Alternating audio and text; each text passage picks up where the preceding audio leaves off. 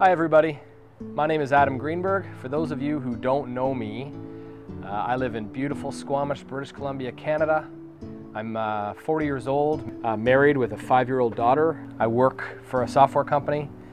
I'm not part of any religious, political, non-government or not-for-profit organization. This video that I'm filming is to try to raise funds to help a Syrian refugee family come to Canada, because I've been watching the news and I've just been struck by the situation there, and I've looked around at my own life and how incredible it is and how lucky I am. I felt compelled to try to help, and I've been communicating with other friends and family, and everybody seems to want to help. So I took it upon myself to start researching this.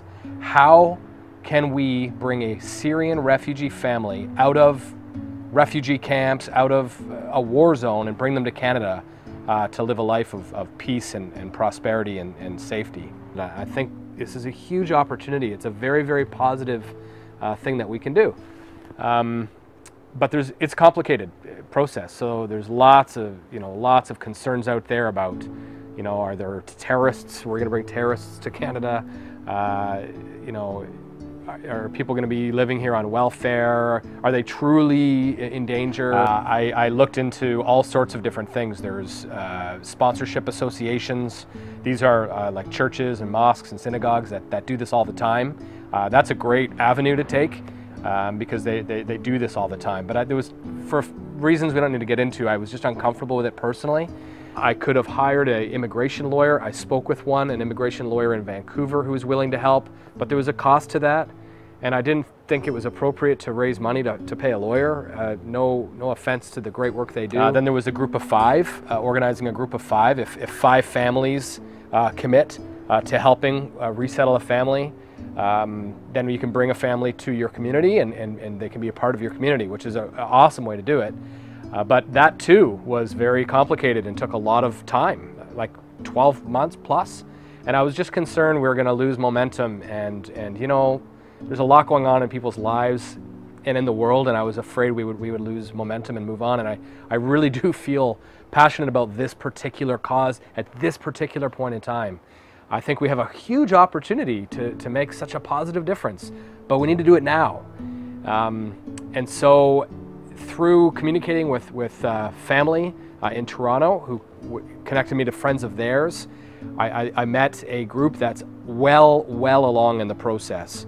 They're working with a group called Lifeline Syria, and they've already raised enough money, $30,000, to sponsor one family to come to Canada, and they're expecting that family to be here by December. This is being filmed on October 1st, so say in the next 3 months, they're getting ready, this family is getting ready to come here. Speaking with them, they have the capacity and the people power to sponsor a second family, but they don't have the money.